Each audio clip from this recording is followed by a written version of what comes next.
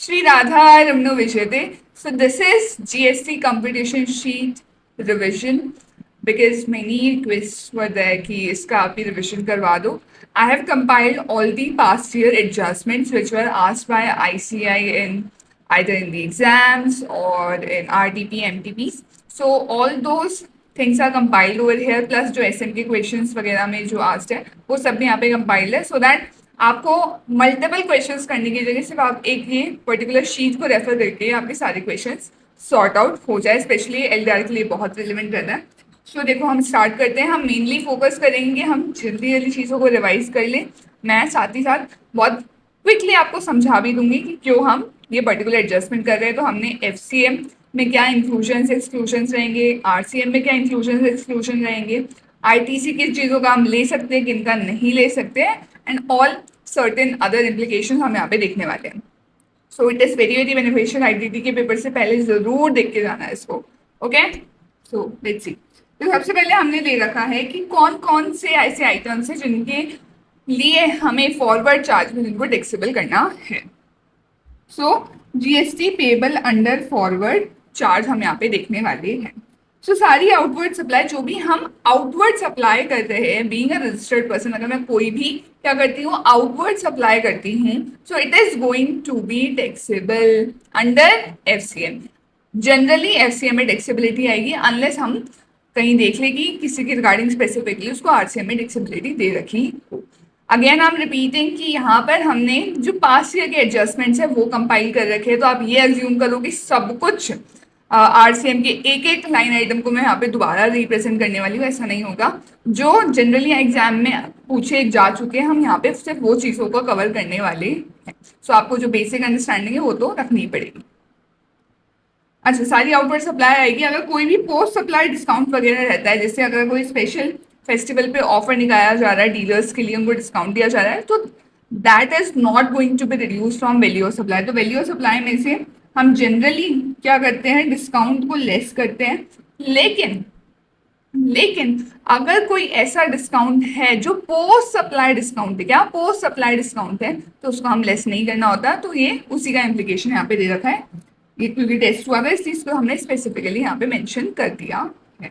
Then अगर कोई services के लिए हमें एडवांस में पेमेंट मिलता है तो वो भी क्या होता है टैक्सेबल रहता है. सर्विसेज का होता है तो टैक्सेबल होता है. इनफैक्ट हम यहाँ पे एक्शनेबल क्लेम्स को भी एड ऑन कर सकते हो. पर जो गुड्स होता है उनका टैक्सेबिलिटी नहीं आती है एडवांस पे. वो हम आगे हमने लिख भी रखा है. Supply of printed envelopes, letter cards, tissues, napkins, wallpaper, printed boxes जिसको हमने 10 LBW से याद किया था. तो अगर इन सबका सप्लाई है तो हम इसको क्या मानते हैं सप्लाई ऑफ गुड्स मानते हैं, क्योंकि यहाँ पे गुड्स क्या है प्रोमिनेंट एलिमेंट है. तो प्रिंसिपल सप्लाई गुड्स की है. तो जो रेट लगेगी वो किसकी बेसिस पे लगेगी, गुड्स की सप्लाई पे जो रेट लग रही है वो आप यहाँ पे रेट लगा के आओगे इन पर्टिकुलर 10 LBW के सप्लाई पर. वहीं अगर पीएबीबी की सप्लाई हो रही है विच इज पैम्पलेट्स, आपके जो ब्रोशर्स वगैरह हैं, एनुअल रिपोर्ट्स हैं, बुक्स वगैरह हैं, उनके केस में क्या होता है सप्लाई ऑफ सर्विस होता है. क्योंकि मेन जो यहाँ पे प्रीडोमिनेंट जो एलिमेंट रहता है वो सप्लाई ऑफ प्रिंटिंग सर्विस होता है, इसलिए यहाँ पे सर्विस वाली रेट आपको लगानी रहती है. अगर रॉ कॉटन का सप्लाई हो रहा है, क्या रॉ कॉटन का सप्लाई हो रहा है और सप्लाई करने वाला कौन है अदर देन एग्रीकल्चरिस्ट. अगर एग्रीकल्चरिस्ट होता तो यहाँ पे आरसीएम में जो रेसिडेंट होता है उसको टैक्सेबिलिटी करनी पड़ती है. पर अगर अदर देन एग्रीकल्चरिस्ट इसको कोई सप्लाई करेगा तो फिर टैक्सेबिलिटी फॉरवर्ड चार्ज में ही आएगी. ध्यान रखने वाला पॉइंट है ये. फिर अगर मेंटेनेंस हुआ है स्ट्रीट लाइट्स की, उसकी सर्विसेज प्रोवाइड की जा रही है किसको म्युनिसिपल कॉर्पोरेशन को. मेंटेनेंस वर्क में इन्वॉल्व है डिफंक्ट लाइट्स का रिप्लेसमेंट भी या अदर स्पेयर्स का यूज होना भी उसमें इन्वॉल्व है. मतलब सर्विस प्लस गुड्स दोनों चीजें यहाँ पे साथ में हो रही है. और टोटल वैल्यू ऑफ जो सप्लाई है उसमें से ये गुड्स का जो सप्लाई डिफंक्ट लाइट्स वगैरह का जो सप्लाई वो 25% से ज्यादा का है. अगर ये अप टू 25% होता तो यहाँ पे हमें एग्जेम्पशन देखने को मिल जाती. पर यहाँ पे ये मोर देन 25% हो गया गुड्स का सप्लाई यहाँ पे, इसलिए ये टैक्सेबल होगा. और टैक्सेबल किस में होगा फॉरवर्ड चार्ज में होगा. पर ध्यान रखने वाली बात ये है कि ये सप्लाई ऑफ गुड्स है कि supply of service, supply of service है, क्योंकि मेंटेनेंस की service is the principal supply. साथ में डिफंक्ट लाइट्स को भी रिप्लेस किया जा रहा है, पर मेन सप्लाई क्या है, मेंटेनेंस की सर्विसेज, तो सर्विस वाली रेट यहाँ पे लगा के आनी पड़ेगी आपको। ध्यान रखना 25% से ज्यादा है, इसलिए हम इसको टैक्सेबल कर रहे हैं, अदरवाइज तो एग्जाम भी हो जाता। फिर अगर आप क्या कर रहे हो, कार्स को हायर पे दे रहे हो, क्या कार्स को अगर आप हायर पे दे रहे हो और जो सिटिंग कैपेसिटी हो वो अप टू 12% से इंक्लूडिंग ड्राइवर, देखो मोर देन 12% पैसेंजर्स हो जाता और हम STU स्टेट ट्रांसपोर्ट अंडरटेकिंग को दे रहे होते, तो उसके केस में तो एग्जेम्पशन है। पर अगर अप टू 12% हो जाएगा तो फिर क्या होगा, टैक्सेबिलिटी आ जाएगी, वही फॉरवर्ड चार्ज में टैक्सेबिलिटी आएगी, इसलिए एग्जेम्प्ट नहीं रहेगा। फिर अगर कोई भी एक PSU वगैरह है वो रेंट कलेक्ट करती है किसी भी बैंक से, ATM से, पोस्ट ऑफिस से, शॉप से, जो ऑफिस प्रीमाइसेस में लोकेटेड है, सो रेंट में हमेशा फॉरवर्ड चार्ज ही आपको नॉर्मली देखने को मिलेगा, अदर देन वो कुछ RCM की हमने एंट्रीज देखी हुई है उनको छोड़कर। Sale of metal scrap by registered person to unregistered person, देखो अगर अनरजिस्टर्ड रजिस्टर्ड को दे रहा होता तो RCM आ जाता, पर यहाँ पे तो उल्टा हो रहा है, रजिस्टर्ड पर्सन इज सप्लायर और अनरजिस्टर्ड पर्सन इज रेसिपिएंट, तो यहाँ पे क्या आएगा, फॉरवर्ड चार्ज आएगा, और इस पे टोटल जो वैल्यू सप्लाई है उसके ऊपर लगा दोगे क्या, हमारा GST।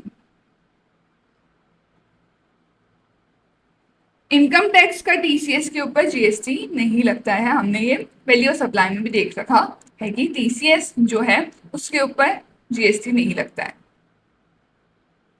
फिर अगर पेपर रोल्स का सप्लाई हो रहा है for printing of question papers to educational institution, सिर्फ अगर हम सर्विसेज देते हैं एजुकेशनल इंस्टीट्यूशन को एग्जामिनेशन के पर्पसेस के लिए तो उसके लिए एग्जाम्पशन होती है, पर अगर हम गुड्स का सप्लाई करेंगे, क्या गुड्स का सप्लाई करेंगे तो कोई एग्जाम्पशन नहीं रहेगी, इसलिए टैक्सेबिलिटी आ जाएगी फॉरवर्ड चार्ज में। देन अगर टेरिटोरियल वाटर्स में आप गुड्स का सप्लाई कर रहे हो तो बिल्कुल टैक्सेबिलिटी आती है, और हमें ध्यान रखना होता है कि प्लेस ऑफ सप्लाई और जो लोकेशन है वो हम क्या लेते हैं, नियरेस्ट कोस्टल स्टेट लेते हैं, सो सबसे जो पास वाला कोस्टल स्टेट है उसके बेसिस पर हम POS या लोकेशन डिटरमाइन करते हैं। अगर सप्लायर GTA है और वो खुद ही FCM ऑप्ट करता है तो ऑब्वियसली FCM में आप टैक्सेबिलिटी दोगे। अगर आप गुड्स का सप्लाई कर रहे हो क्या, तो हम उसको टैक्सेबल करेंगे फॉरवर्ड चार्ज में इन जनरल, और अगर OTC supply, over the counter supply होती है तो हम क्या देखते हैं कि अगर रेसिपिएंट का एड्रेस अवेलेबल है तो हम POS क्या लेते हैं, स्टेट का नाम जो हमने रेसिपिएंट के एड्रेस में लिख रखा है, और अगर रेसिपिएंट का एड्रेस हमारे पास अवेलेबल नहीं है, मतलब हमने इनवॉइस में नहीं लिखा है, तो जो सप्लायर का प्लेस होता है, सप्लायर की लोकेशन होती है, वो ही क्या हो जाती है, place of supply. This is an important point. Next है कि अगर कोई नॉन इंडिविजुअल DSA है, डायरेक्ट सेलिंग एजेंट है, और वो बैंक और NBFC को अगर सर्विसेज देता है, अगर देखो इंडिविजुअल DSA होता तो RCM आ जाता, पर यहाँ पे क्या है, अदर देन कोई इंडिविजुअल अगर DSA की सर्विसेज प्रोवाइड करता है तो RCM नहीं आता, तो क्या आता है, FCM फॉरवर्ड चार्ज आता है। देन अगर आप प्योर लेबर की सर्विसेज, क्या प्योर लेबर सर्विसेज अगर आप प्रोवाइड करते हो pertaining to a single residential unit otherwise than as a part of residential complex or erection and installation of renovation work, अगर कंस्ट्रक्शन वगैरह के लिए होता तो एग्जेम्पशन मिल जाती है, पर यहाँ पे किसके लिए है, अगर रिनोवेशन के लिए होगा तो देयर इज नो एग्जेम्पशन, तो फिर टैक्सेबिलिटी आएगी और टैक्सेबिलिटी फॉरवर्ड चार्ज में देखने को मिलेगी, सो ये एग्जेम्प्ट नहीं है। और क्योंकि ये किसी इमूवेबल प्रॉपर्टी से रिलेटेड आप सर्विसेज दे रहे हो तो उसके केस में प्लेस ऑफ सप्लाई क्या होता है, लोकेशन ऑफ इमूवेबल प्रॉपर्टी, ये भी बहुत इंपॉर्टेंट चीज है, गलती मत करके आना। देन अगर आप प्योर लेबर सर्विसेज दे रहे हो फॉर कंस्ट्रक्शन ऑफ सिंगल, देखो रेसिडेंशियल यूनिट के केस में एग्जेम्पशन मिल जाती है पर कंस्ट्रक्शन के केस में, पर अगर कमर्शियल यूनिट होगी तो there is no exemption at all, so commercial unit अगर रहेगी so it is not going to be exempt, तो आप क्या करोगे, इसको फॉरवर्ड चार्ज में टैक्सेबल। फिर अगर आप कॉर्पोरेट गारंटी देते हो अपनी रिलेटेड इंडियन एंटिटी को, क्या अगर रिलेटेड इंडियन एंटिटी को आप कॉर्पोरेट गारंटी देते हो तो क्या रहता है, तो हम लेते हैं इसको टैक्सेबल करते हैं, फॉरवर्ड चार्ज में करते हैं पहली चीज तो, और वैल्यू ऑफ सप्लाई कैसे डिटरमाइन होता है कि एक्चुअल कंसिडरेशन और गारंटी अमाउंट का 1% per annum whichever is higher. क्या एक्चुअल कंसिडरेशन और गारंटी अमाउंट का 1% per annum whichever is higher, यहाँ पे वैल्यू ऑफ सप्लाई हो जाता है। ध्यान रखना रिलेटेड इंडियन एंटिटी है तो ही ये टैक्सेबिलिटी आएगी। अगर हम किसी बाहर वाली एंटिटी को दे रहे होंगे तो उसके केस में तो it is not going to be taxable. यहाँ पे मतलब एक्सपोर्ट अगर होता है, एक्सपोर्ट करते हैं हम कॉर्पोरेट गारंटी की, तो उसके केस में there is no taxability under GST. पर अगर इंपोर्ट करते हैं तो फिर आरसीएम में टैक्सेबिलिटी होती है, और अगर हम सप्लाई कर रहे हैं अपनी रिलेटेड इंडियन एंटिटी को तो फॉरवर्ड चार्ज में टैक्सेबिलिटी देखने को मिलती है। अगर हम ट्रांसफर करते हैं टेनेसी राइट्स तो ध्यान रखना it is taxable. Stamp duty और रजिस्ट्रेशन फी देख के इसको इमूवेबल प्रॉपर्टी की तरह शेड्यूल 3 में कवर मत कर देना, यहाँ पे इसकी टैक्सेबिलिटी आएगी। Transfer of Tennessee rights rent की तरह ही होता है, भले ही उसमें स्टैम्प ड्यूटी और रजिस्ट्रेशन फी अप्लाई होते हैं। अगर आप क्या करते हो, एक्सकेवेटर्स हायर आउट करते हो और डंपर्स वगैरह को हायर आउट करते हो ऑपरेटर्स के साथ अगर वो मिलते हैं तो उसके केस में यहाँ पे प्रिंसिपल सप्लाई क्या होती है, ये जो एक्सकेवेटर्स या डंपर्स हायरिंग जो है दिस इज प्रिंसिपल सप्लाई, और जो ऑपरेटर साथ में दिए जा रहे हैं दिस इज एंसिलरी थिंग। सो जो रेट लगेगी वो एक्सकेवेटर्स वगैरह के बेसिस पे आप लगाओगे जीएसटी। फिर अगर आप जॉब वर्कर की प्लेस से सेल कर देते हो डायरेक्ट सेल तो वो भी आप ही का क्या होता है, सेल होता है, आप ही की फॉरवर्ड चार्ज में उसकी टैक्सेबिलिटी देखने को मिलती है। सो जॉब वर्कर टैक्स पे नहीं करेगा इस ट्रांजैक्शन पे, कौन पे करेगा, प्रिंसिपल टैक्स पे करेगा। अगर सर्विस प्रोवाइड की जा रही है किसको, सीजीएसटी यूटी एडमिनिस्ट्रेशन को, किसी भी ट्रेनिंग प्रोग्राम में जिसमें less than 75% of the expenditure is borne by CGST UT, तो एग्जेम्पशन नहीं मिलती। एग्जेम्पशन कब मिलती है ट्रेनिंग प्रोग्राम्स वगैरह के केस में, जब मोर देन और equals to 75% expenditure CGST UT borne करते हैं। पर अगर लेस देन 75% रहा तो उसके केस में टैक्सेबिलिटी जरूर से देखने को मिलेगी। फिर सेकेंड हैंड गुड्स का देखो सेल किस तरीके से हम ट्रीट करते हैं कि हम अगर आईटीसी आपने ले रखा था तो कुछ सोचना नहीं है, सीधा जो आपका नॉर्मल ट्रांजैक्शन वैल्यू वगैरह पे जीएसटी निकालते हैं हम उसी तरीके से टैक्सेबिलिटी आ जाएगी। पर अगर आपने आईटीसी अवेल नहीं किया था तो हम ये मार्जिन स्कीम का कॉन्सेप्ट यहाँ पे देखते हैं। मार्जिन स्कीम क्या होता है, जो एक तरीके से प्रॉफिट है सिर्फ उसी के ऊपर आपको टैक्स देना होता है, पर कब लगेगा, जब आपने आईटीसी अवेल नहीं किया होगा और आप सेकेंड हैंड गुड्स की सेल कर रहे हो। सो अगर आप रजिस्टर्ड पर्सन हो, डेप्रिसिएशन लेते हो, डेप्रिसिएशन का इनकम टैक्स में अगर आप डेप्रिसिएशन ले रहे हो तो जो भी कंसिडरेशन आपको मिला है minus depreciated value as per income tax act on supply date, this is your margin, this is your profit. तो आप कंसिडरेशन जो आपको सेल प्राइस मिली है वो ले लो, माइनस करोगे क्या कि जो भी आपकी इनकम टैक्स के बेसिस पे डेप्रिशिएटेड वैल्यू आ रही है उसको आप लेस कर दोगे, तो जो डिफरेंशियल अमाउंट बन के आएगा उससे उसी के ऊपर आप क्या करोगे, टैक्स पे करोगे, that too under forward charge. पर अगर मान लो आप इनकम टैक्स में डेप्रिसिएशन नहीं लेते उस पर्टिकुलर चीज पे तो उसके केस में फिर क्या होगा, जो भी आपकी सेल प्राइस है माइनस करोगे परचेज प्राइस को। अभी परचेज प्राइस क्या होगी ये हमें देखना है। देखो परचेज प्राइस क्या होगी कि इन जनरल तो नॉर्मल परचेज प्राइस आप ले सकते हो, पर अगर डिफॉल्टिंग बोरोवर रहा है, क्या डिफॉल्टिंग बोरोवर रहा है, आपने क्या किया, पहले किसी को बेसिकली आपने एक तरीके से मान लो ईएमआई पे दे दिया और किसी ने वो ईएमआई भरने में डिफॉल्ट कर दिया, तो आप उससे क्या करोगे, वापस रिकवर करोगे वो गुड्स, तो अब वो क्या हो गए, सेकेंड हैंड गुड्स हो गए। अब आप उनको क्या करना चाह रहे हो, सेल करोगे सेकेंड हैंड गुड्स को, तो जो सेल प्राइस है वो लोगे, उसमें से लेस करोगे परचेज प्राइस। पर ये परचेज प्राइस पूरी परचेज प्राइस थोड़ी लोगे, देखो कैसे लोगे इसको। अगर आपका बोरोवर रजिस्टर्ड था तो उसके केस में रीपोजेसिंग लेंडर जो रहेगा, मतलब जिसने रीपजेस किया है गुड्स को वो वापस क्या करेगा, डिस्चार्ज करेगा जीएसटी को सप्लाई वैल्यू पे without any reduction from the actual और नोशनल परचेज वैल्यू। सो वो पूरे के पूरे अमाउंट पे जीएसटी पे करेगा। अगर रजिस्टर्ड बोरोवर था, बोरोवर क्या था, रजिस्टर्ड था, तो वो पूरे अमाउंट पे उसको टैक्स पे करना रहेगा। किसको, लेंडर को। मान लो लेंडर कौन था, जो ईएमआई वगैरह पे दे रहा है वो ए है, और इसने बी को दिया है, और बी क्या है, रजिस्टर्ड है अंडर जीएसटी। तो जब ए को ये वापस सामान मिलेगा तो पूरी जो सेल वैल्यू है उसी के ऊपर आपको जीएसटी देना पड़ेगा। पर अगर ये जो बी था, ये बी क्या है, अनरजिस्टर्ड है, तो उसके केस में हम परचेज वैल्यू तो लेंगे, पर उसमें 5% पर क्वार्टर और पार्ट देयर ऑफ का डिप्रिसिएशन लेस करके डिप्रिशिएटेड वैल्यू कंसिडर करेंगे। और ये डेप्रिसिएशन कहाँ से कहाँ तक लगाओगे, परचेज डेट से डिस्पोजल डेट तक। ये भी बहुत इंपॉर्टेंट पॉइंट होता है। परचेज की डेट से डिस्पोजल की डेट तक का लगेगा डेप्रिसिएशन, रीपोजीशन की डेट तक का नहीं, डिस्पोजल की डेट तक। सो इसको अच्छे से नोट करना। और एक और चीज ध्यान में रखनी है कि अगर मान लो ये मार्जिन नेगेटिव आ गया, इनमें से कोई भी, दोनों में कहीं भी आपने कैलकुलेशन करी और अगर मार्जिन नेगेटिव आ गया तो फिर इस नेगेटिव वैल्यू को टोटली इग्नोर कर देना है। ना तो कोई जीएसटी मिलेगा, ऑब्वियस बात है, रिफंड तो लेने से रहे आप, तो इसको टोटली इग्नोर होगा, मतलब कोई जीएसटी नहीं आएगा फिर इस ट्रांजैक्शन पे।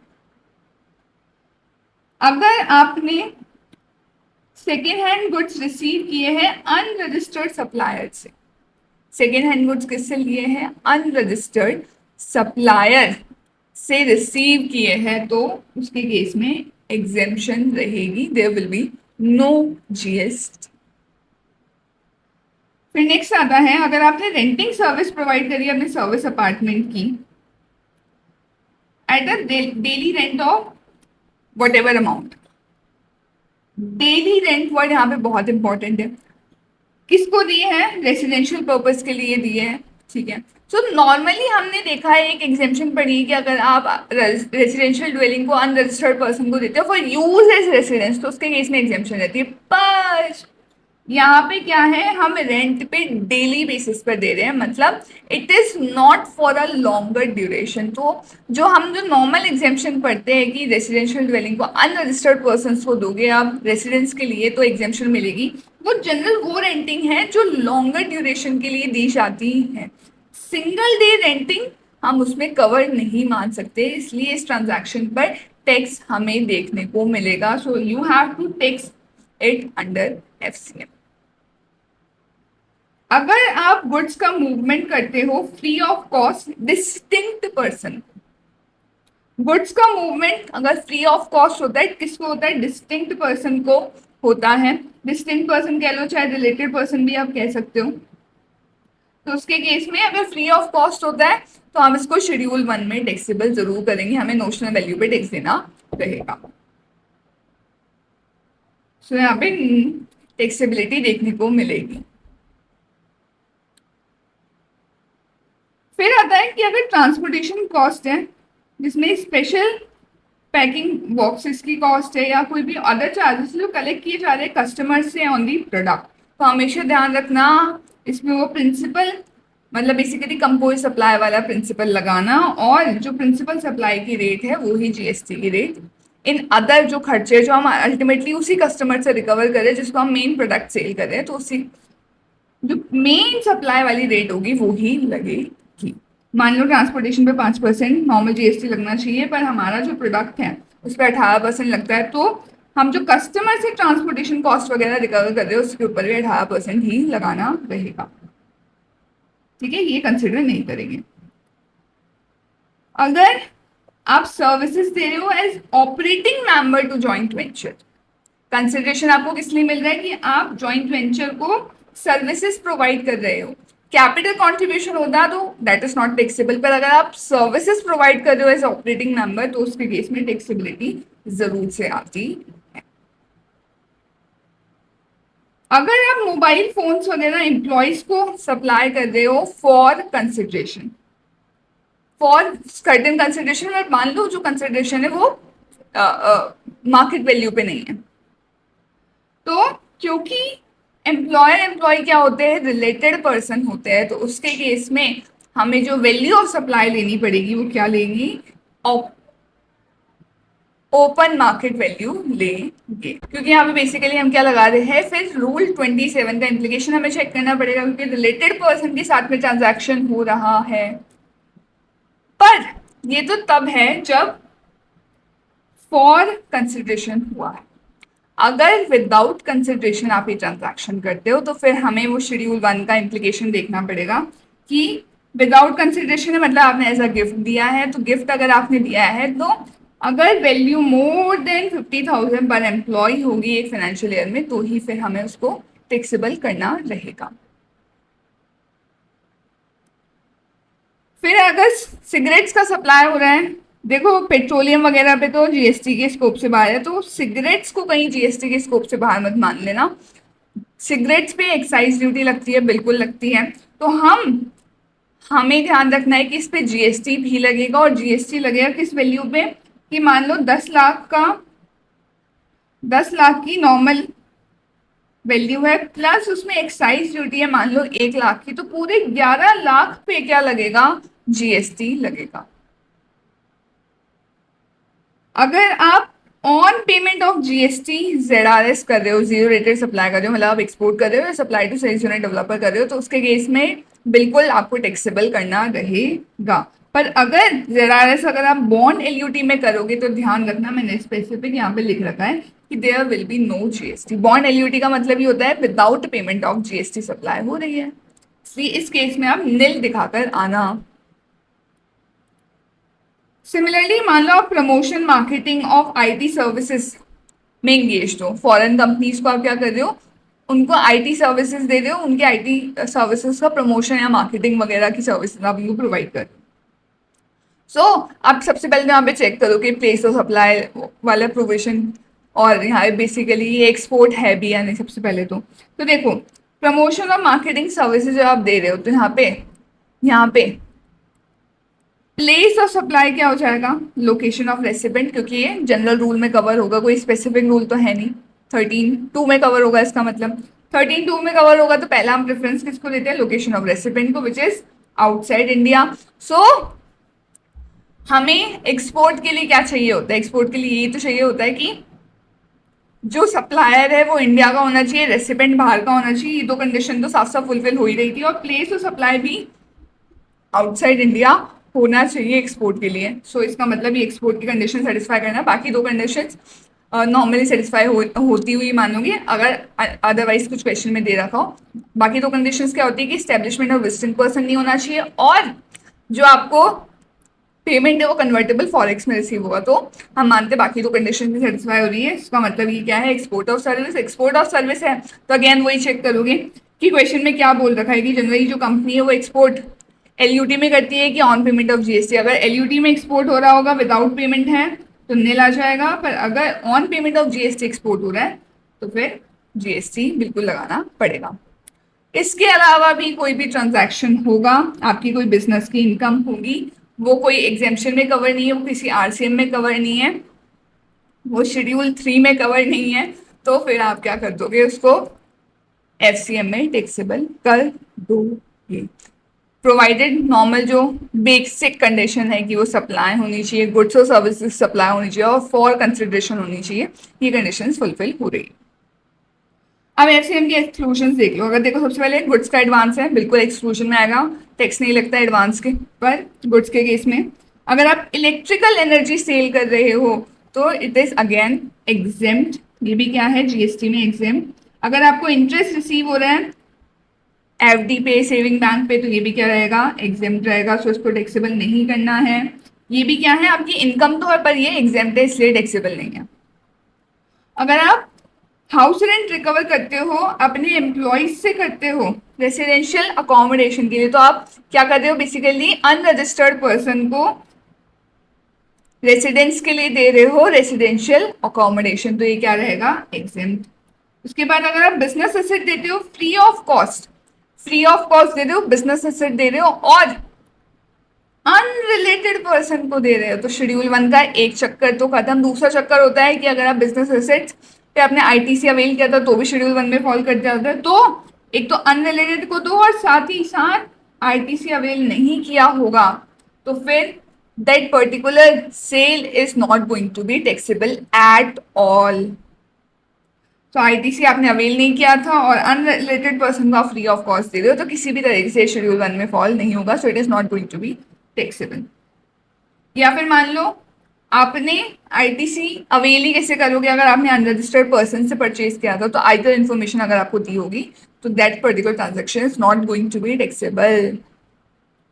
फिर अगर आप बॉन्ड अमाउंट की रिकवरी करते हो अपने आउट गोइंग डायरेक्टर से तो उसके केस में there is no taxability because it is not charges for a new supply. कोई न्यू सप्लाई तो हो ही नहीं रही है बेसिकली। ये हमने बॉन्ड अमाउंट का प्रोविजन इसलिए रखा है अपने एम्प्लॉयमेंट कॉन्ट्रैक्ट में या जो डायरेक्टर से जो कॉन्ट्रैक्ट किया था उसमें कि हम अपने एम्प्लॉयज को रिटेन कर पाए फॉर अ लॉन्गर पीरियड, ताकि वो कॉन्ट्रैक्टेड पीरियड में बीच में छोड़ के हमें भागना चाहे, इसलिए हमने रखा है। किसी नई सप्लाई के लिए नहीं हो रहा है, इसलिए it is not going to be taxable. अगर आपकी जो ब्रांचेस है, देखो डिस्टिंक्ट पर्सन के बीच में सप्लाई होती है तो टैक्सेबिलिटी आती है, पर अगर आप सेम जीएसटीएन में रजिस्टर्ड हो तो मतलब आप डिस्टिंक्ट पर्सन नहीं हो। तो आप नॉर्मल ब्रांचेस हो तो इसके केस में there will be no GST. चाहे आप कैसे भी ट्रांजैक्शन को शो कर रहे हो पर जीएसटी नहीं आएगा अगर आप सिंगल जीएसटी नंबर अपनी दो ब्रांचेस के लिए रख रहे हो। मान लो मेरी एक ब्रांच जोधपुर में है और एक जयपुर में है, सो अगर इनके लिए मैंने सिंगल एक राजस्थान का सिंगल रजिस्ट्रेशन ही ले रखा है तो अगर इनके बीच में मैं कोई ट्रांजैक्शन एग्जीक्यूट करूंगी, ट्रांसफर करूंगी, तो वो टैक्सेबल नहीं होगा जीएसटी। देन अगर मैं ओल्ड वेयर हाउस बिल्डिंग वगैरह की सेल करती हूँ तो वो कहाँ हो जाता है, शेड्यूल 3 में कवर हो जाता है। ध्यान वही रखना है कि एंटायर कंसिडरेशन आपको post issuance of completion certificate receive होना चाहिए और बिल्डिंग उसके बाद ऑक्यूपाई हो। सिमिलरली अगर आप हाई सी सेल्स और supply of warehouse goods में इंगेज्ड हो, supply of warehouse goods before home consumption, so उसके लिए शेड्यूल 3 में अगेन कवर हो जाएगा, तो there will be no FCM.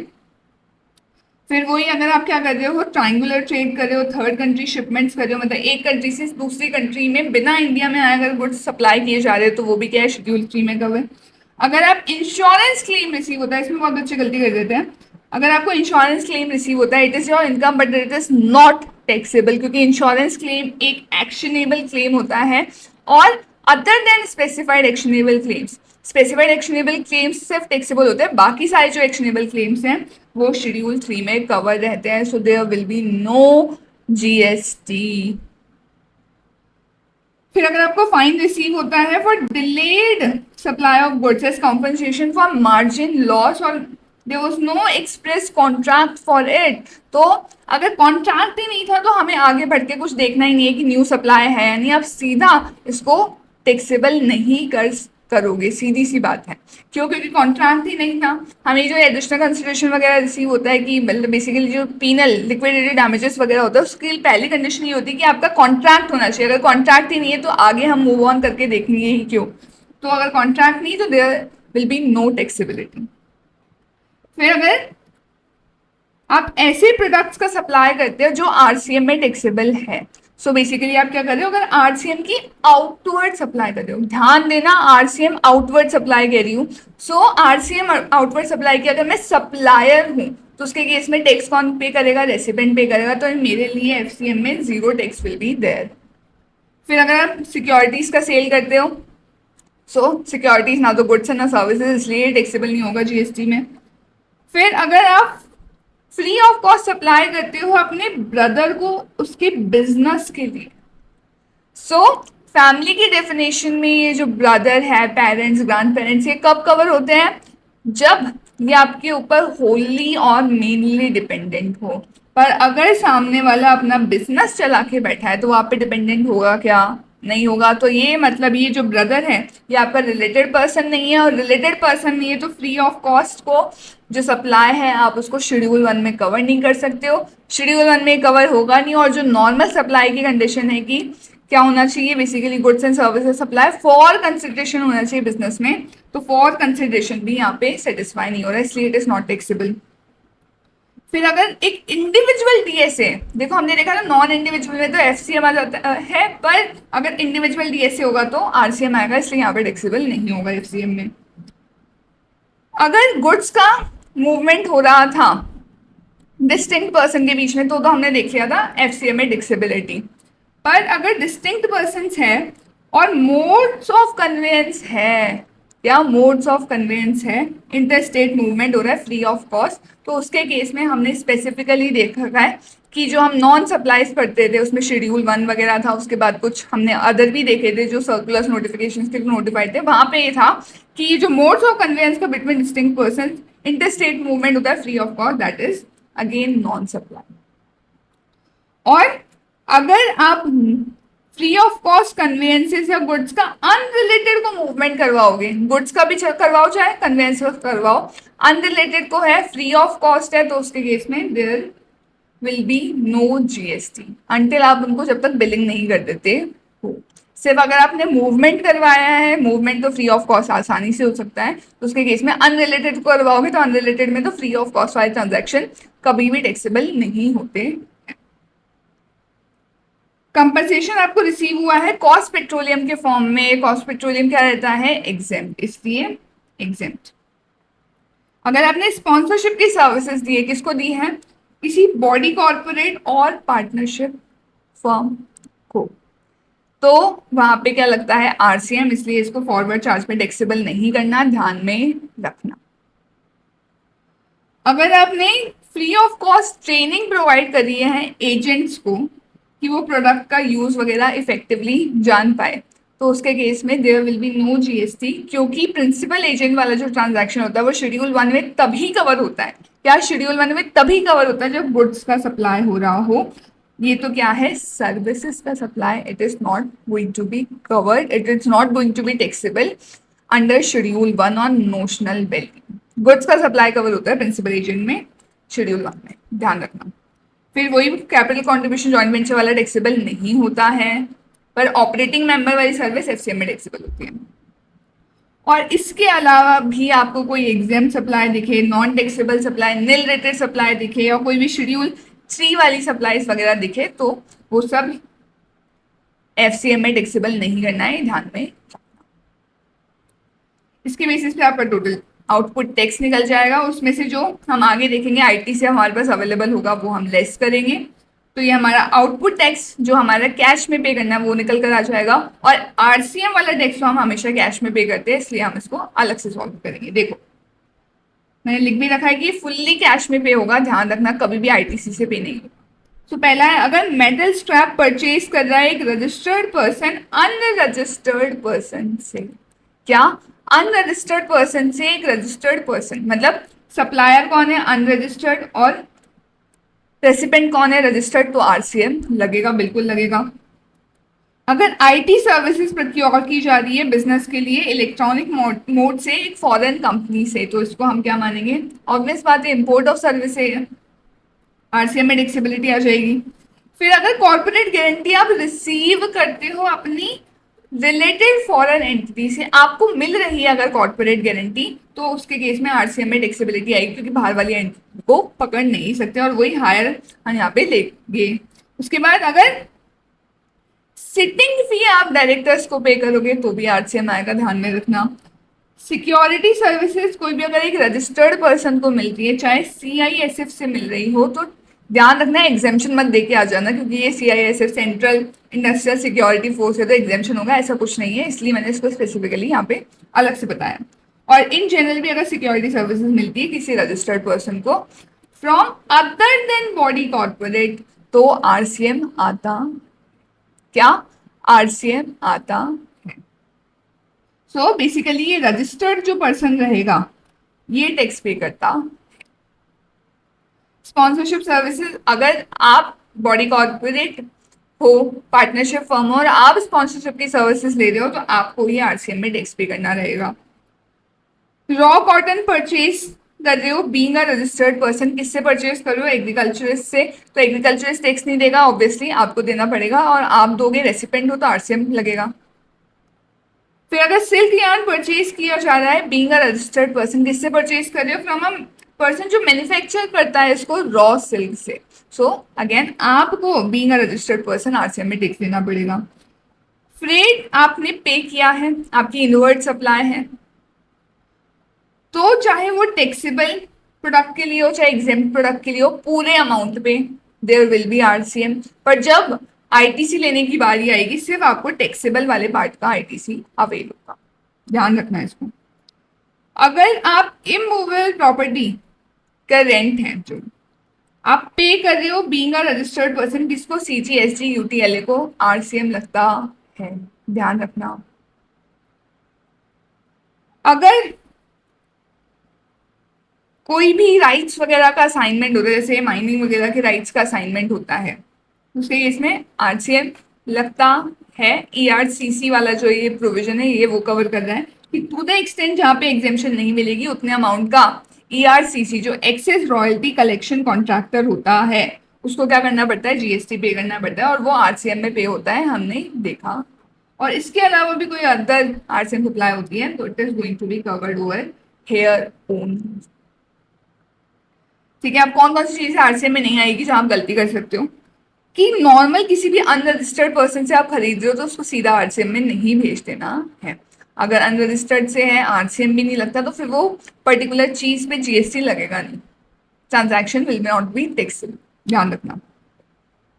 सो अपने मर्जी से किसी भी चीज को टैक्सेबल करके नहीं आना है।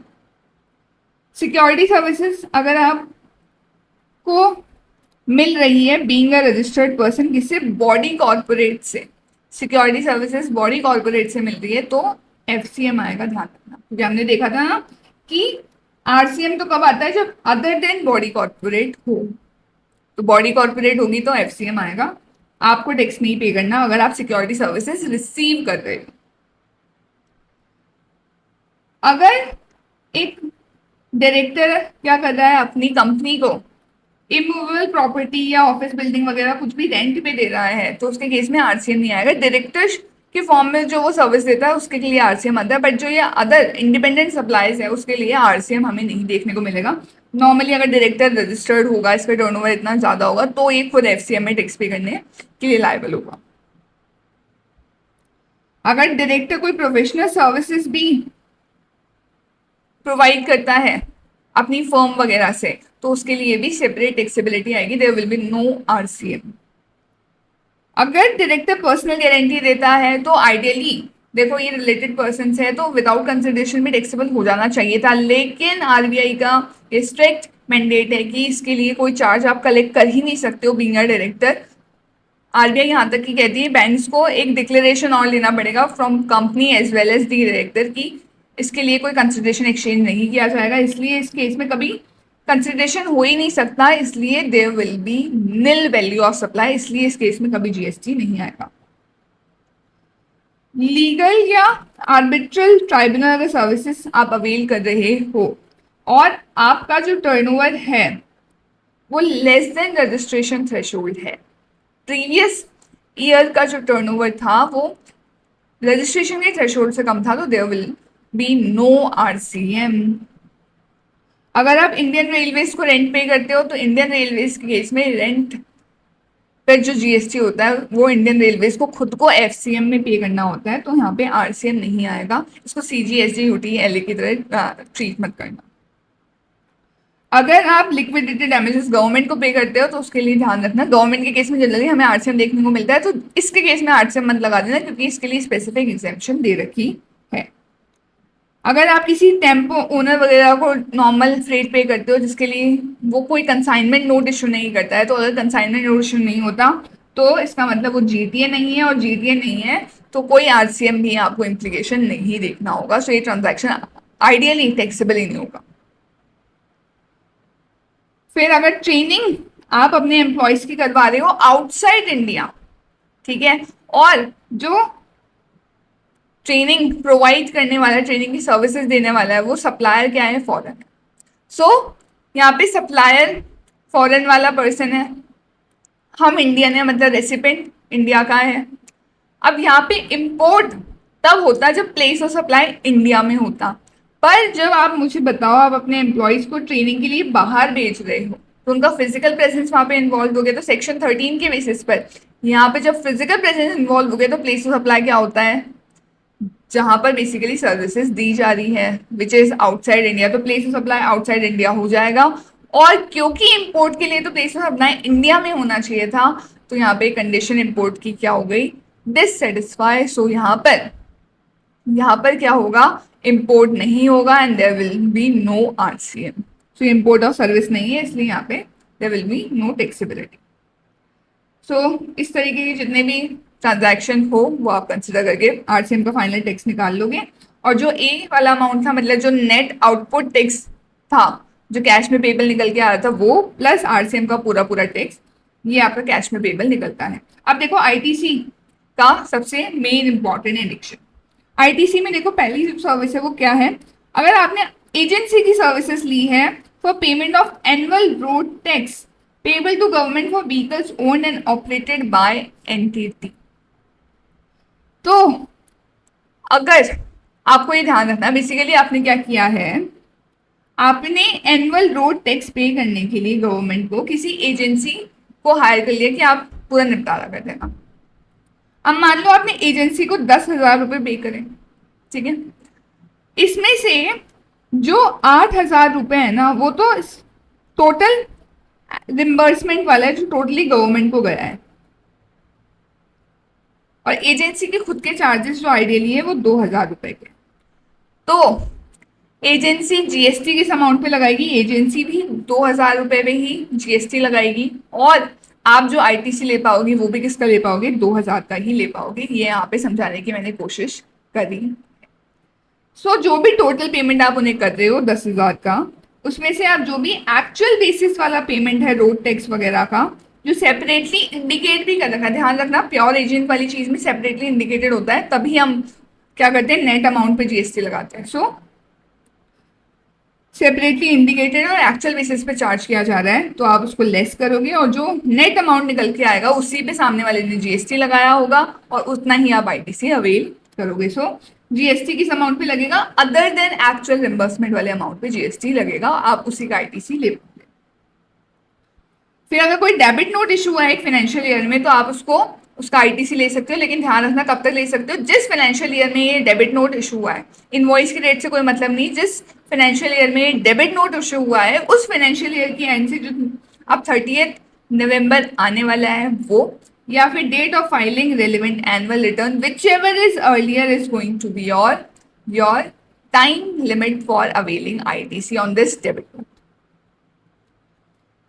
फिर अगर मान लो आप यूनिफॉर्म परचेज कर रहे हो एम्प्लॉयज की सेफ्टी के लिए, ताकि वो बिजनेस एक्टिविटी के लिए उसको यूज कर सके, तो बिल्कुल आप इसका आईटीसी ले सकते हो। There is no block credit का कॉन्सेप्ट। जनरल इंश्योरेंस के केस में कभी कभी आईटीसी नहीं मिलता, पर अगर आप अपनी कार्स जो आप मैन्युफैक्चर करते हो उसके लिए अगर जनरल इंश्योरेंस ले रहे हो तो यहाँ पे आईटीसी आपको मिल जाएगा।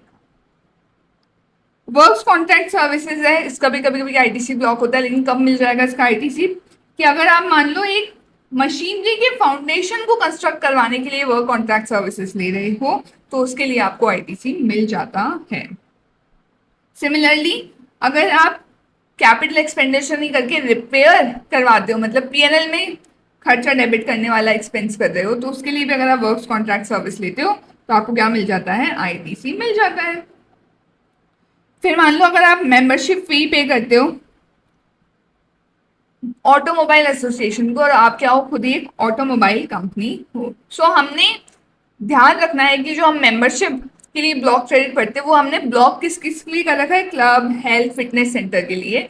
ये जो ऑटोमोबाइल एसोसिएशन वगैरह है, या मान लो कोई भी ये बिजनेसेस के बहुत सारे चैम्बर्स वगैरह बने हुए होते हैं, इंडस्ट्रीज होती है, तो उसके लिए ये जो एसोसिएशंस है उनके लिए नॉर्मल जो मेंबरशिप है बिजनेस के लिए जो है वो यहाँ पर आईटीसी उसका मिल जाएगा। ये जो क्लब, फिटनेस, हेल्थ सेंटर्स है इनका आईटीसी क्या रहता है, ब्लॉक रहता है सिर्फ, तो यहाँ पे तो आईटीसी आपको मिल जाएगा। अगर आप बैंक चार्जेस वगैरह पे करते हो तो उसके लिए कोई एग्जेम्पशन नहीं है, तो आपको आईटीसी भी मिल जाता है, क्योंकि बैंक क्या करेगा, जीएसटी चार्ज करेगा और आप आईटीसी अवेल कर लोगे। अगर आप लाइफ इंश्योरेंस पॉलिसी का प्रीमियम पे करते हो और वो किसी स्टैट्यूटरी ऑब्लिगेशन को फुलफिल करने के लिए, तो आपको क्या मिल जाता है, आईटीसी मिल जाता है। अगर आपने मान लो ट्रक परचेज किया है तो उसका भी आपको आईटीसी मिल जाता है, क्योंकि गुड्स से रिलेटेड आपने क्या किया है, कोई मोटर व्हीकल परचेज किया है। पैसेंजर, अगर पैसेंजर ट्रांसपोर्टेशन वाला होता है तो फिर भी हमें वो कंडीशन 13% वाली देखनी पड़ती है, बट अगर आपने गुड्स के लिए किया है तो आपको आईटीसी मिल जाएगा। अगर आपने आउटडोर केटरिंग की सर्विस ली है, केटरिंग की सर्विस जनरली क्या होता है, उसका क्रेडिट ब्लॉक रहता है, लेकिन अगर आपने इसको फर्दर सप्लाई के लिए किया है या कंपोजिट मिक्स फॉर्म में आप इसको इसके थ्रू फर्दर सप्लाई करने वाले हो तो उसका आईटीसी आपको मिल जाता है। जैसे आपने मान लो इसके थ्रू आप जो आपके एयरक्राफ्ट के पैसेंजर्स हैं उनको इसके थ्रू फर्दर मील्स प्रोवाइड करोगे, सो उसका आप आईटीसी ले सकते हो। फिर अगर मान लो नॉर्मली अगर आप कुछ भी गुड्स एंड सर्विसेज परचेज करते हो फॉर इमूवेबल प्रॉपर्टी का कंस्ट्रक्शन, तो उसका आपको आईटीसी ब्लॉक रहता है, लेकिन अगर आप इसको अपने क्लाइंट के लिए इन सब चीज़ों को खरीद रहे हो, सो आप इसको फर्दर सप्लाई के लिए यूज़ कर रहे हो तो आपको आईटीसी मिल जाएगा। जैसे हमने cement, paint, iron rods, architect की सर्विसेज, इंटीरियर डिजाइनर की सर्विसेज वगैरह ली है एक कमर्शियल कॉम्प्लेक्स के कंस्ट्रक्शन के लिए अपने क्लाइंट के लिए, सो आपको आईटीसी मिल जाएगा। या सिमिलरली अगर आप मान लो अपनी फैक्ट्री के एम्प्लॉयज़ के लिए हेल्थ इंश्योरेंस ले रहे हो और वो फैक्ट्रीज एक्ट की रिक्वायरमेंट है, मतलब एक स्टैट्यूटरी ऑब्लिगेशन का पार्ट है, तो आपको आईटीसी मिल जाएगा। अगर आप गुड्स बेचते हो जॉब वर्कर के प्रेमाइसेस पर डायरेक्टली भी डिलीवरी चालान के अंडर, सो आप खुद आईटीसी अवेल कर सकते हो। इसका मतलब बेसिकली ये है कि ये ए कौन है, सप्लायर है, ठीक है, मैं बी हूँ और ये सी है हमारा जॉब वर्कर। अब एक ही जगह से सीधा सी को भिजवा दिए, पर मैं रेसिपिएंट तो मैं ही हूं ना, तो मैं आईटीसी आराम से ले सकती हूँ। जो कंडीशन होती है कि गुड्स एंड सर्विसेज रिसीव होने चाहिए तभी आप आईटीसी ले सकते हो, वो यहाँ पे हम मानते हैं डीम्ड रिसीव आपको, अगर आपने जॉब वर्कर को भी डायरेक्टली गुड्स भिजवाए हैं। फिर आता है अगर आप मान लो कंज्यूमेबल्स वगैरह परचेज कर रहे हो तो उसके लिए बिल्कुल आपको टैक्सेबिलिटी देखनी रहती है, पर ध्यान रखना कोई पेट्रोलियम प्रोडक्ट्स वगैरह है तो उसको यहाँ से एक्सक्लूड कर देना, क्योंकि उनके ऊपर जीएसटी लगता ही नहीं। परचेज अगर आपने मैक्सी की आप करी है एम्प्लॉयज के ट्रांसपोर्ट के लिए to and from home to office, तो ध्यान रखना है जो ये मैक्सी की ऐप होती है इसकी जो कैपेसिटी होती है वो 13 लोगों से ज्यादा की होती है, तो उसके केस में there is no blocked credit का हमारे पास हर्डल, सो यहाँ पे हर्डल नहीं है तो बिल्कुल आईटीसी मिल जाएगा। अगर आपने रॉ मटेरियल्स परचेज करे हैं ऐसे गुड्स के लिए जो आइडियली तो एग्जेम्प्ट है, पर मैं उनको जेडआरएस के फॉर्म में सप्लाई करने वाली हूँ, तो अगर आप एग्जेम्प्टेड गुड्स का जीरो रेटेड सप्लाई करते हो तो उनको हम क्या मानते हैं, जीरो रेटेड सप्लाई ट्रीट करते हैं, और जीरो रेटेड सप्लाई का आप आईटीसी ले सकते हो। It is very very important point. फिर अगर आप एज अ मर्चेंट एक्सपोर्टर क्या करते हो, गुड्स परचेज करते हो, तो ध्यान रखना आपका जो सप्लायर है उसने जो जीएसटी है उसके ऊपर 0.1% से ही लगता है, तो आप आईटीसी भी क्या करना, 0.1% से ही अवेल करना।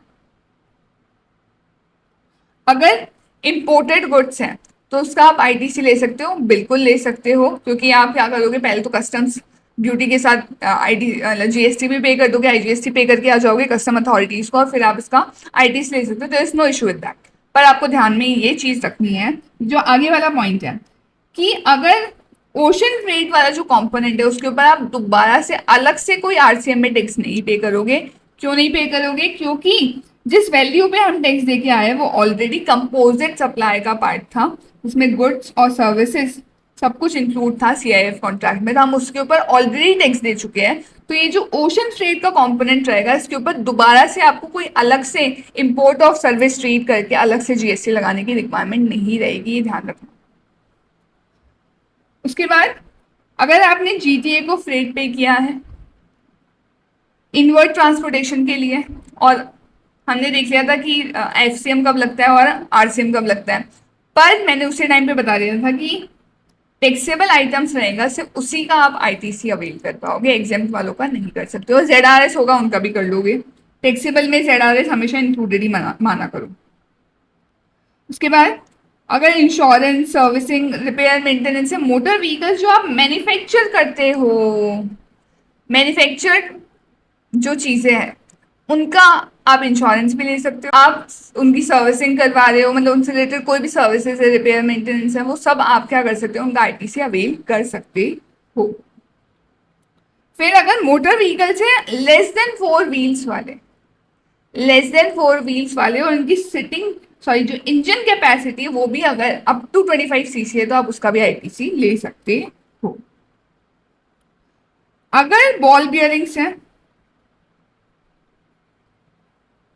या कोई भी गुड्स स्टोलन है और जिसको आपने परचेज किया था प्रीवियस मंथ में, तो इसको ध्यान रखना, मैंने स्पेसिफिकली यहाँ पे इसलिए दिखा रखा है कि आप उसको लेस करना रहेगा क्योंकि ये ब्लॉक्ड है और इसको अब हम रिवर्स कर रहे हैं।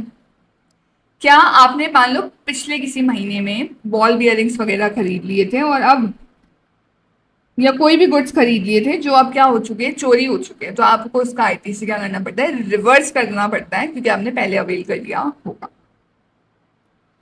अगर कोई भी inputs capital goods input services वगैरह है उनका आईटीसी आप हमेशा ले सकते हो। ध्यान रखना आरसीएम इनवर्ट सप्लाई का भी यहाँ पे आईटीसी की मैं बात कर रही हूँ।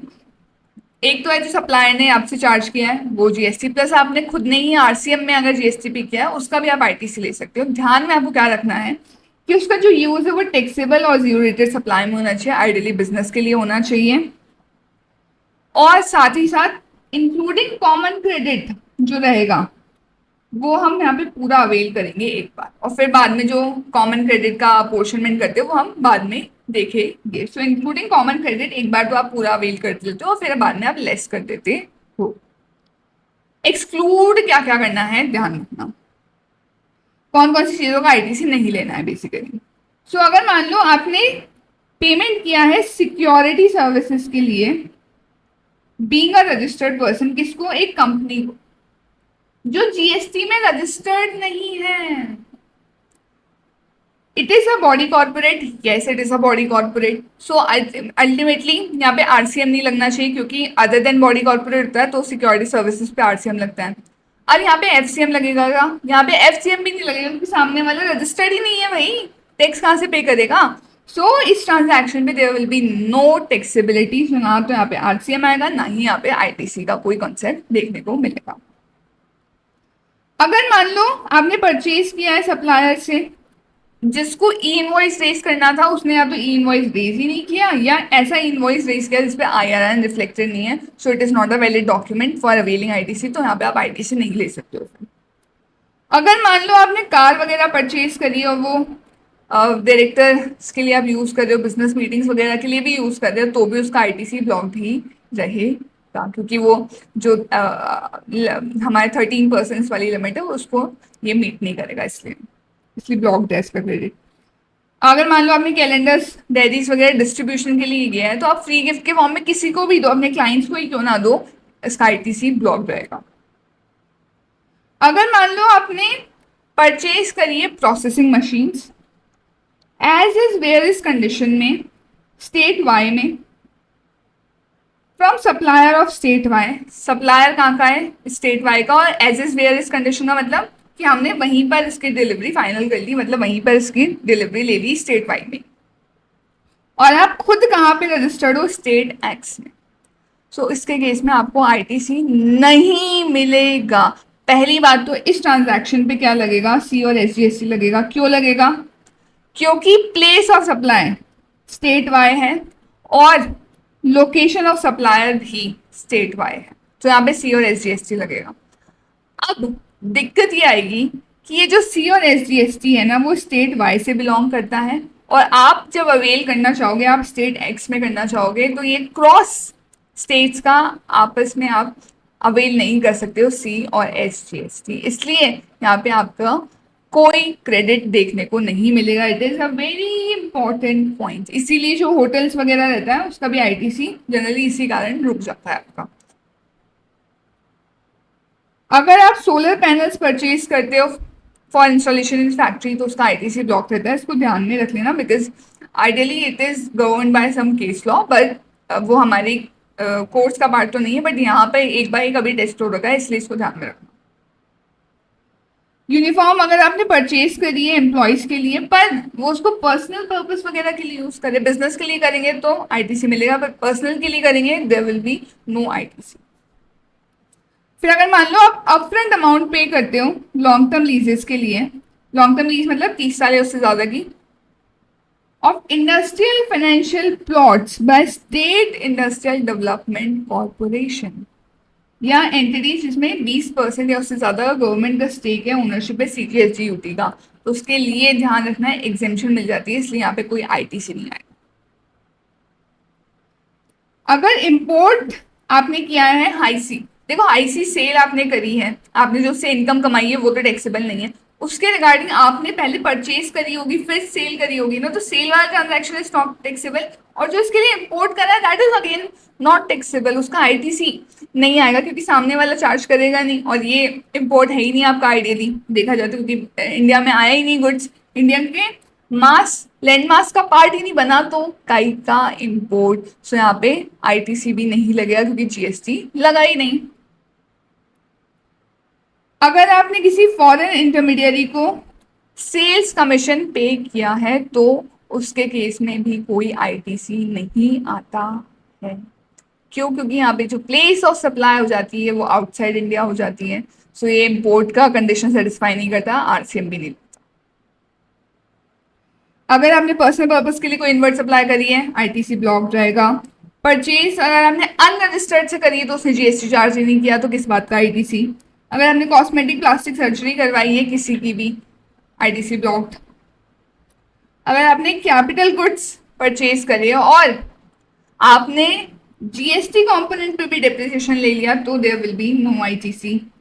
अगर आपने अपनी सब्सिडरी में एडिशनल शेयर होल्डिंग एक्वायर करी है, so it is not going to be taxable, because ideally इसको शेड्यूल 3 का पार्ट भी कहने से बेटर है आप इसको कह दो कि it is ideally non supply कह दो, या फिर कह दो कि ये बेसिकली सिक्योरिटीज में ट्रांजैक्शन आप कर रहे हो, तो ये ना तो एक गुड्स है और ना ही ये सर्विसेज, इसलिए टैक्सेबल नहीं होगा। फिर अगर आप सीएसआर के लिए परचेज करते हो ब्लॉक रहता है। अगर रॉ मटेरियल परचेज कर रहे हो तो उसके लिए इनवॉइस मिसिंग है, डॉक्यूमेंट ही नहीं है, सिर्फ डिलीवरी चालान, तो डिलीवरी चालान तो वैलिड डॉक्यूमेंट ही नहीं होता आईटीसी के लिए, सो आईटीसी नहीं मिलेगा। अगर आपने कार परचेज करी for making further supply of such car, ITC मिल जाता, लेकिन देयर इज अ ट्विस्ट, उन्होंने आगे बोल दिया कि वो कार डिस्ट्रॉय हो गई एक्सीडेंट में while being used for test drive by potential customers, तो आईटीसी नहीं मिलेगा फिर, और कभी ले लिया तो रिवर्स वाला केस आ जाएगा। अगर आपने कोई भी टैक्स पे किया है अंडर सेक्शन 74 का ऑर्डर तो आईटीसी विल बी ब्लॉक्ड। अगर आपने catering service in general procure करी आईटीसी ब्लॉक रहेगा, कॉस्मेटिक प्लास्टिक सर्जरी का इन जनरल ब्लॉक रहेगा। अगर आपने फ्रेट पे किया है जीटीए को एग्जेम्प्ट आइटम्स के ट्रांसपोर्टेशन के लिए, इनवर्ड ट्रांसपोर्टेशन के लिए, there will be blocked credit. Exempt वालों का हमें कभी आईटीसी मिलता ही नहीं है। अगर आपने स्टाफ को सैलरी पे करी शेड्यूल 3 में कवर हो जाएगा। अगर आपने रेंट अ कैब सर्विसेज ली है एम्प्लॉयज के ट्रांसपोर्टेशन के लिए विदाउट एनी स्टैट्यूटरी ऑब्लिगेशन, सो यहाँ पे आईटीसी आपका रहता है ब्लॉक्ड। अगर आपने कोई भी चीज़ फ्री सैंपल्स के फॉर्म में डिस्ट्रीब्यूट कर दी आईटीसी ब्लॉक्ड। अगर आपने गुड्स एंड सर्विस आपको मिले नहीं, परचेज कर लिए, तो आपको आईटीसी नहीं मिलेगा भले ही आपके पास इनवॉइस हो। क्लब और हेल्थ फिटनेस सेंटर की मेंबरशिप ले ली आईटीसी ब्लॉक रहेगा। अगर आपने गुड्स प्रोक्योर करिए टेलीकम्युनिकेशन टावर्स वगैरह के सेटअप के लिए आईटीसी ब्लॉक रहेगा, क्योंकि डाटा इंडस्ट्री के डेफिनेशन से बाहर हो जाता है। कंसिडरेशन आपने पे किया for repair of machinery to foreign supplier, तो क्या यहाँ पर इंपोर्ट का कुछ केस देखने को मिल सकता है? देखो इंपोर्ट के लिए पहले ही बोल रखा है प्लेस ऑफ सप्लाई इंडिया में होना चाहिए, लेकिन आपने मशीनरी क्या करी है बाहर भेज दी, said machinery was sent to foreign supplier for carrying out repair work, तो हमने इंडिया से बाहर मशीनरी भेजी फिर रिपेयर होके आ रही है, तो मशीनरी क्योंकि आपने बाहर भेजी, रिपेयर की सर्विसेज बाहर परफॉर्म हुई, तो प्लेस ऑफ सप्लाई भी क्या हो गया बाहर हो गया, तो जो इंपोर्ट के लिए इन इंडिया में प्लेस ऑफ सप्लाई होना चाहिए वो कंडीशन यहाँ पे हो गई सेटिस्फाई नहीं हुई, तो इसलिए यहाँ पे आईटीसी भी नहीं आया क्योंकि यहाँ पे जीएसटी नहीं लग रहा। और इसके अलावा भी कोई और ब्लॉक क्रेडिट है या कोई एग्जाम सप्लाई के लिए जो भी परचेज वगैरह है वो यहाँ पे आप कवर कर लोगे। तो उस कार को आईटीसी नहीं मिलेगा, ये ध्यान में रखना। इसके बाद हमारा टोटल आईटीसी निकल जाएगा। जो भी टोटल आईटीसी होगा उसमें से जितना कॉमन क्रेडिट है सबसे पहले आप वो निकालोगे, उसमें मल्टीप्लाई करोगे एग्जाम से कितना रिलेटेड है डिवाइडेड बाय टोटल टर्नओवर। तो ये हमारा एग्जाम से रिलेटेड जितना आईटीसी वो हम यहाँ पे लेस कर देंगे और हमारा फिर नेट आईटीसी निकल के आ जाएगा, जिसको हम आउटपुट सप्लाई के अगेंस्ट एडजस्ट कर सकते हैं। ये एग्जाम टर्नओवर का यहाँ पे मतलब क्या होगा, जो भी नॉर्मली एग्जाम सप्लाई होनी चाहिए क्या क्या इंक्लूड होगा, nil rated non taxable include होती है इसमें।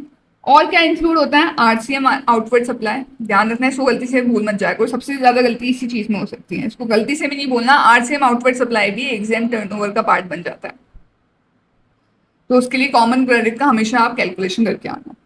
अगर आप ट्रांजैक्शन करते हो सिक्योरिटीज में तो 1% ऑफ सेल वैल्यू लेते हो। लैंड एंड बिल्डिंग का कोई ट्रांजैक्शन किया है सेल का तो शेड्यूल 3 का जो हम कवर करते हैं वो वाला लेंगे, और उसकी एसडीवी लेनी होती है, ध्यान में रखना, सेल वैल्यू नहीं एसडीवी। सप्लाई की आपने warehouse goods before clearance for home consumption including value of goods जो आप duty free shops at arrival terminus international airport तो इनकमिंग पैसेंजर देते हो वो यहाँ पे वैल्यू ली जाती है। क्या क्या इंक्लूड नहीं होगा, नॉर्मली एग्जाम जो सप्लाई होती है उसमें ये इंटरेस्ट वगैरह काउंट होता है, but for this common credit का अपोर्शनमेंट यहाँ पे इंटरेस्ट वगैरह काउंट नहीं किया जाता है, ध्यान में रखना है, सबसे ज्यादा गलती करते हैं। और अगर कोई ड्यूटी क्रेडिट स्ट्रिप्स का सप्लाई है तो वो यहाँ पे इंक्लूड नहीं होगा। पर ये इंटरेस्ट वगैरह के लिए ध्यान में रखना है कि अगर कोई बैंकिंग कंपनी एफआई एनबीएफसी है और अगर वो अपनी क्या कर रही है इनकम, उसकी इनकम है इंटरेस्ट डिस्काउंट के फॉर्म में, तो उसको एग्जाम सप्लाई में आप इंक्लूड करोगे। अगर मैं नॉर्मल बिजनेस चलाती हूँ और मेरे को इंटरेस्ट इनकम हो गई तो वो मेरी एग्जाम सप्लाई में इंक्लूड नहीं होगी। पर अगर मैं ही अगर एक बैंक हूँ, एक एनबीएफसी हो, एक फाइनेंशियल इंस्टीट्यूशन हो और मेरी इनकम हुई है in form of interest discount वगैरह, तो मेरे लिए तो एग्जाम सप्लाई होगा। और दोनों ही एग्जाम टर्नओवर और टोटल टर्नओवर दोनों में ही ध्यान रखना, एक्सक्लूड करना है कोई भी एक्साइज ड्यूटी वगैरह है, जैसे सिगरेट्स के केस पे लगती है एक्साइज ड्यूटी, पेट्रोलियम वगैरह के केस में लग रही है, वो एक्सक्लूड की जाएगी, उनको इंक्लूड नहीं करना है। कोई सीएसटी वैट वगैरह वो सब एक्सक्लूड होंगे। एक इम्पॉर्टेंट नोट है कि जो 180 डेज में अगर आप आईटीसी रिवर्सल का कॉन्सेप्ट आता है कि आप बेसिकली अगर सप्लायर को 180 डेज में पेमेंट नहीं करते हो तो आपको आईटीसी रिवर्स करना होता है, वो किन किन केसेस में नहीं लगता है ध्यान में रख लेना। अगर आरसीएम इन्वर्ट सप्लाई थी तो नहीं लगेगा, शेड्यूल 1 की सप्लाई थी यहाँ पे डीम्ड सप्लाई माना विदाउट कंसिडरेशन, वहाँ पे 180 डेज वाला रूल नहीं लगेगा। और अगर आपने वीओएस में एडिशन कर दिए इस कारण से कि जो सप्लायर की लाइबिलिटी है वो रेसिपेंट ने डायरेक्टली पे कर दी, तो उसके केस में there will be no application of 180 days का रूल।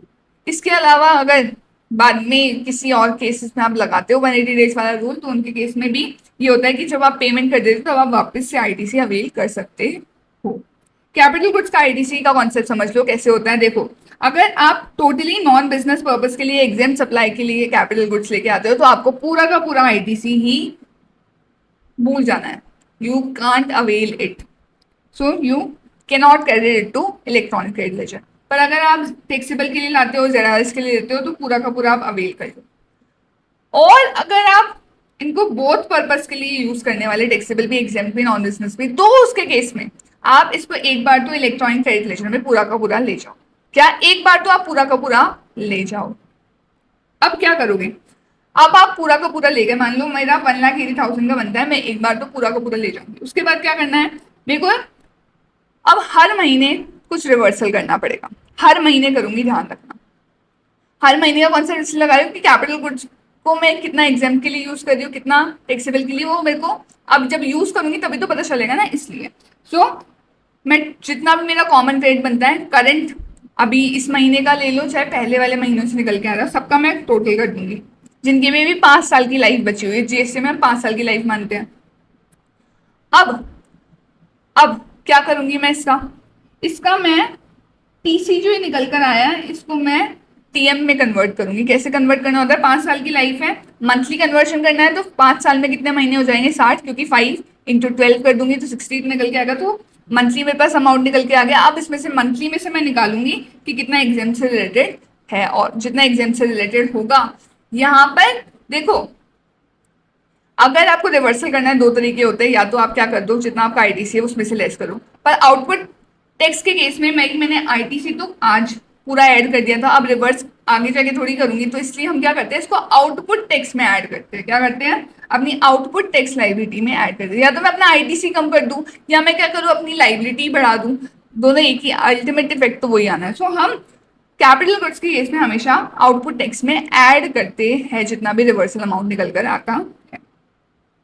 अब अगर मान लो कि हम पहले तो टोटली नॉन बिजनेस या एग्जाम के लिए यूज कर रहे थे, और सब्सिक्वेंटली हम इसको किसके लिए यूज करने लग गए, for this also common use में लेने लग गए। तो फिर मैं क्या करूंगी कि मैं जब इसको नॉन के लिए कर रही थी तब मैंने कभी इसको इलेक्ट्रॉनिक क्रेडिट लेजर में लेके नहीं गई, तो अभी एक बार सबसे पहले पूरा इलेक्ट्रॉनिक क्रेडिट लेजर में लेके जाऊंगी।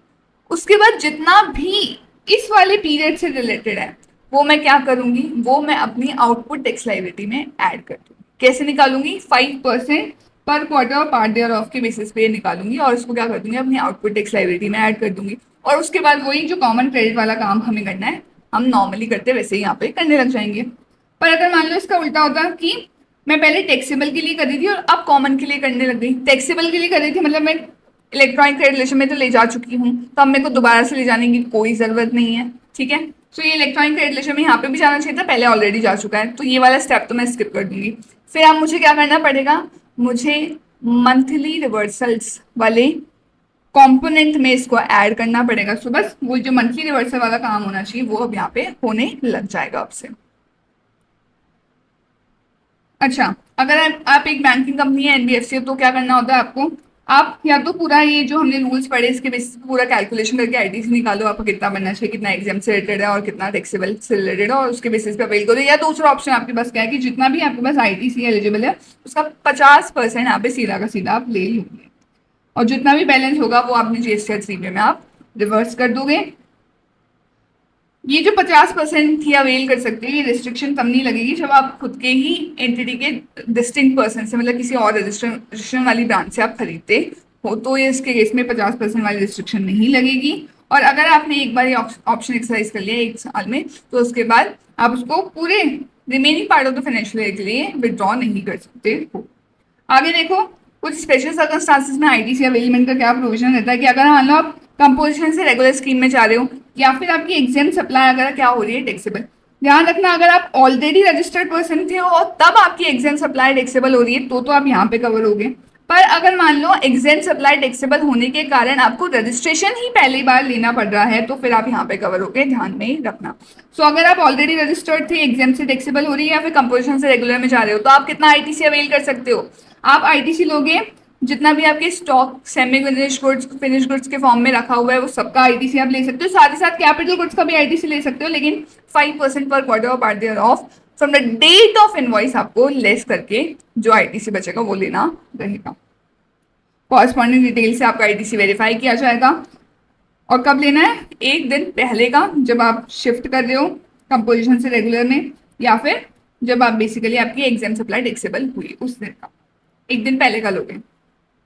पर अगर आप मान लो पहली बार अप्लाई कर रहे हो रजिस्ट्रेशन के लिए, और विद इन 30 डेज अगर आप अप्लाई करते हो, या फिर आप वॉलंटियर रजिस्ट्रेशन के लिए ऑप्ट करते हो, तो उसके केस में जो आप कैपिटल गुड्स वाला आईटीसी है वो आपको यहाँ पे नहीं मिलेगा। सेमी फिनिश गुड्स वगैरह जो भी आपका स्टॉक है, इनपुट्स है, वो सबका ले सकते हो, और वही एक दिन पहले का आप यहाँ पे देखोगे जब आप लाइबल हुए, लाइबल टू टैक्स के लिए। और यहाँ पर आप एक दिन पहले कब का देखोगे, जब आप रजिस्टर हुए उससे एक दिन पहले का देखोगे। दोनों में डिफरेंस है, ध्यान में रखना।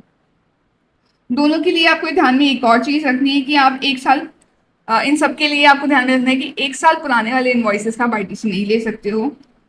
आपको इलेक्ट्रॉनिक डिक्लेरेशन फाइल करना पड़ता है within 30 days from becoming eligible to avail ITC, जिसमें आप पूरी डिटेल्स देते हो कितना आपके पास इनपुट्स कैपिटल गुड्स वगैरह है, उसका तो आप आईटीसी अवेल करोगे क्योंकि। और अगर ये एग्रीगेट क्लेम आपका 2 लाख से ज्यादा का बनता है तो आपको सीए का बेसिकली सर्टिफिकेशन चाहिए रहता है। फिर नेक्स्ट कॉन्सेप्ट आता है कि अब अगर, ये तो अवेलमेंट की बात होगी, पर इसका जस्ट रिवर्स होता है कि हमें रिवर्सल करना पड़ जाए। जैसे मान लो मैं रेगुलर से कंपोजिशन में जा रही हूँ तो अब मेरे को रिवर्स करना पड़ेगा, या फिर मान लो पहले टैक्सेबल थे और अब एग्जाम्प्ट हो गए मेरे प्रोडक्ट्स, या मैं अपना रजिस्ट्रेशन ही कैंसिल करवा रही हूँ, तो इनके केसेस में क्या होगा, इसके केसेस में आईटीसी रिवर्स करूंगी कितने अमाउंट का, वही सब कुछ कैपिटल गुड्स स्टॉक में जितना भी सेमी फिनिश फिनिश गुड्स सब कुछ है उनका सबका आईटीसी मैं रिवर्स कर दूंगी। एक दिन पहले का देखूंगी वही स्विच ओवर की डेट से या डेट ऑफ एग्जामिशन की डेट से या फिर रजिस्ट्रेशन की कैंसिलेशन की डेट से एक दिन पहले वाला मैं पोजीशन चेक करूंगी। ध्यान में ये रखना है कि इनपुट्स के लिए कॉरस्पॉन्डिंग इनवॉइसेस का डेटा मैं कंसिडर करूंगी। अगर ये डेटा अवेलेबल नहीं है मेरे पास तो मैं प्रिवेलिंग मार्केट प्राइस के बेसिस पे रिवर्सल एग्जीक्यूट करूंगी और इसके लिए मुझे ड्यू सर्टिफिकेशन चाहिए रहेगा प्रैक्टिसिंग CA/CMA से। अगर कैपिटल गुड्स की मैं बात करूँ तो यहाँ पे प्रो राटा होगा और प्रो राटा कैसे होगा, मंथ्स के बेसिस पे होगा, ये ध्यान में रखना। जनरली हम क्वार्टर वाइज ही करते हैं कैपिटल गुड्स के केस में हमेशा, पर यहाँ पर मंथ के बेसिस पे होगा। 5 साल तो सेम ही रहेंगे, बस ध्यान रखना है यहाँ पे मंथ्स के बेसिस पे रिवर्सल किया जाएगा। जितना भी रिमेनिंग यूजफुल लाइफ है कैपिटल गुड्स के उतने अमाउंट का मैं क्या करती हूँ, रिवर्सल करती हूँ। आईटीसी जितना भी रिवर्स करना है वो मैं CSUTI का सबका अलग से कैलकुलेट करूंगी। जो रिवर्सल अमाउंट है मैं अपनी आउटपुट टैक्स लाइबिलिटी में ऐड करूंगी, अनदर इंपॉर्टेंट थिंग। और जो भी आपका इलेक्ट्रॉनिक क्रेडिट कैश लेजर होगा वो भी इस अमाउंट से क्या कर दिया जाएगा, डेबिट कर दिया जाएगा। और बैलेंस कोई भी आईटीसी इसके बाद भी बचता है तो वो लैप्स हो जाएगा। अब एक कॉन्सेप्ट आता है कि अगर आप capital goods plant and machinery वगैरह का सप्लाई करते हो जिसपे आपने आईटीसी अवेल किया तो उसके केस में आप टैक्स की कैसे कैलकुलेशन करोगे। सो एक टैक्स तो हो जाएगा जो नॉर्मली आपकी सेल वैल्यू पे जो इतना टैक्स अमाउंट निकल के आना चाहिए, एक तो वो उसको आप कंपेयर करते हो किससे, जो भी आपका capital goods plant and machinery पे आपने आईटीसी लिया था ना उसमें आप लेस करोगे 5% पर क्वार्टर और part thereof from the date of invoice. इन दोनों में से जो भी अमाउंट निकल कर आएगा। सो बेसिकली हम तो ये अज्यूम कर रहे थे कि आप क्या करोगे, इस जीएसटी को यूज करके फर्दर बिजनेस एग्जीक्यूट करोगे। तो आपने आईटीसी तो ज्यादा अवेल कर लिया और अब आप क्या कर रहे हो, आप बेसिकली इनको सेल कर दिया। सो जितना भी ट्रांजैक्शन वैल्यू पे आ रहा है या फिर जितना भी आपने आईटीसी अवेल करके 5% से बेसिकली इस तरीके से उसको डेप्रिशिएट कर रहे हो, ठीक है। 5% पर क्वार्टर और पार्ट दिया ऑफ, यहाँ पे क्वार्टर वाइज है उधर मंथ वाइज था।